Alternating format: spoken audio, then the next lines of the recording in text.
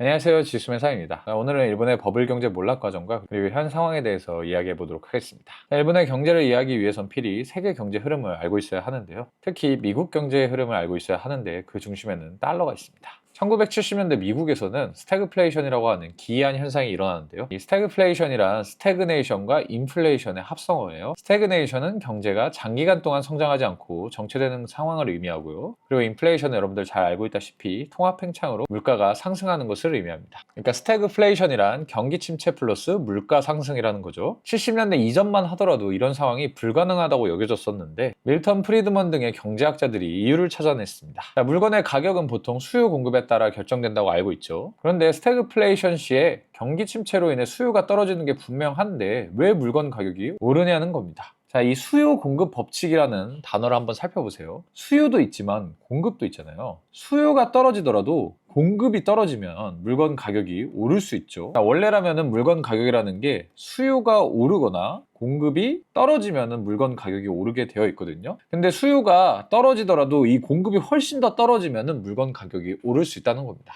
1970년대 오일 쇼크로 인해 석유 가격이 엄청나게 올랐고 이로 인해 물가 상승이 일어났던 겁니다. 석유 의존도가 높았던 미국은 높아진 가격에 따라 소비를 줄일 수는 없었고 물가는 폭등하고 임금 또한 상승할 수밖에 없죠. 물가가 오르니까. 물가와 임금이 물고 물리면서 달러 가치가 하락하고 인플레이션이 심화되었습니다. 기업들은 점점 고임금을 감당할 수 없었고 당연히 해고를 감행할 수밖에 없죠. 이로 인해 대량의 실업이 발생하고 경기가 안 좋아지는 현상이 일어나는 겁니다. 그리고 이 인플레이션을 막기 위해 등장한 인물 여러분들 잘 알고 계실 텐데 인플레이션 파이터 폴 볼커입니다. 금리를 무려 21.5%까지 올렸다고 해요. 지금으로서는 상상도 할 수가 없죠. 달러의 금리가 올라간다는 건 달러 가치를 억지로 올린다는 얘기죠. 그러다 보니 달러 가치가 올라가게 되고 이 말은 즉 미국의 수출 경쟁력이 약화된다는 겁니다.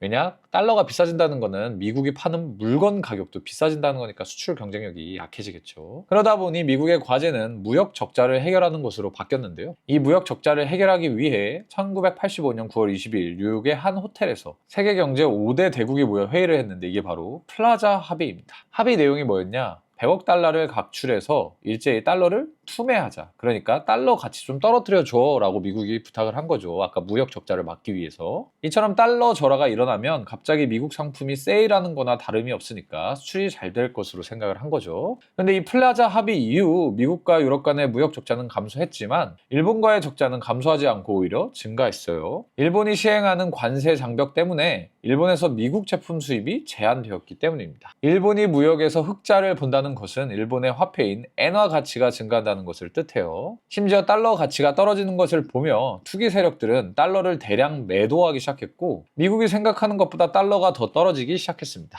그래서 달러 가치를 추가로 안정시키기 위해 1987년 각국은 파리에 모여 다시 르브르 합의라는 것을 진행을 했습니다. 그럼에도 불구하고 달러 가치가 하락되는 것을 피하려는 움직임이 있었는데 이들이 피신한 도피처는 무역 흑자가 진행 중인 일본의 엔화였습니다. 간단한 상식이죠. 무역 적자국의 화폐는 가치가 떨어지고 무역 흑자국의 화폐는 가치가 올라가기 때문에 무역 흑자를 보고 있는 일본의 엔화로 도피를 하면은 그들의 자산 가치를 지킬 수 있다고 생각을 한 거죠. 그러다 보니 일본에 대량의 자본이 들어가기 시작하고 이것이 일본의 버블 경제를 낳았습니다. 일본에 투자하는 대부분의 사람들이 일본은 인구가 많고 토지가 협소해서 부동산이 엄청나게 오를 것이라 예상했고 말 그대로 미친 듯이 상승을 했습니다. 주가도 치솟고 건물 가격도 오르고 일본의 경제는 호황을 넘어서 축제 그 자체였는데 당연히 이게 영원하진 않았겠죠. 자, 그렇다면 일본 버블 경제의 진정한 주범은 뭐였을까요? 아까 말했듯이 무역 흑자 때문에 엔화가 상승하는 일이 발생을 했죠. 이로 인해 수출 기업들은 새로운 환경에 적응을 해야만 했는데 실제로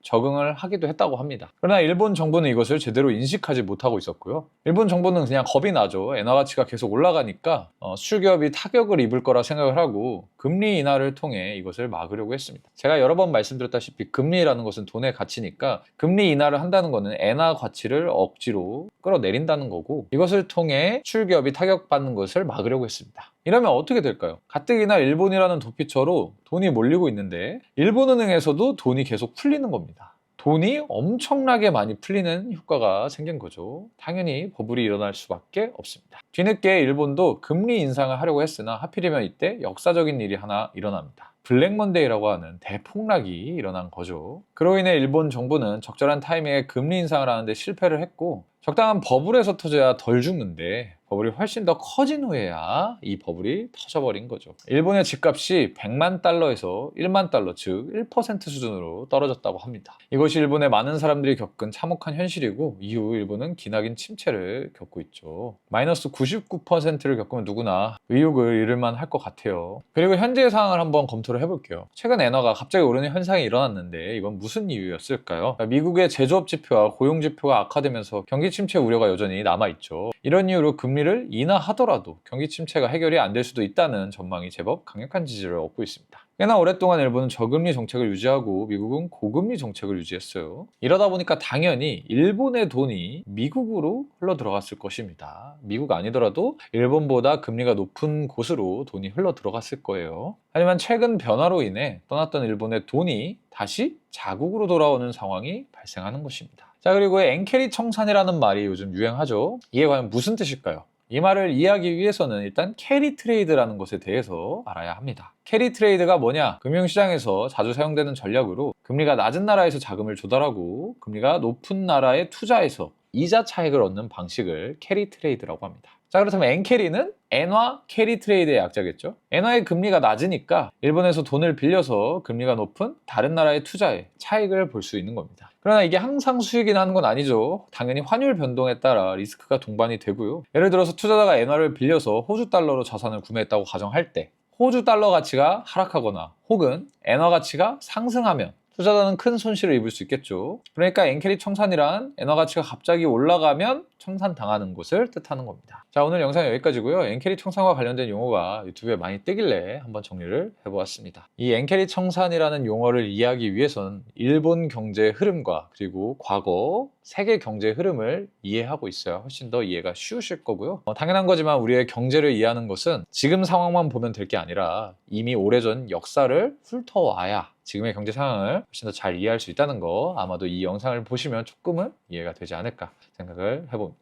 자, 오늘 영상은 여기까지고요. 재밌게 보셨으면 좋아요와 구독 부탁드리겠습니다. 시청해주셔서 정말 감사합니다.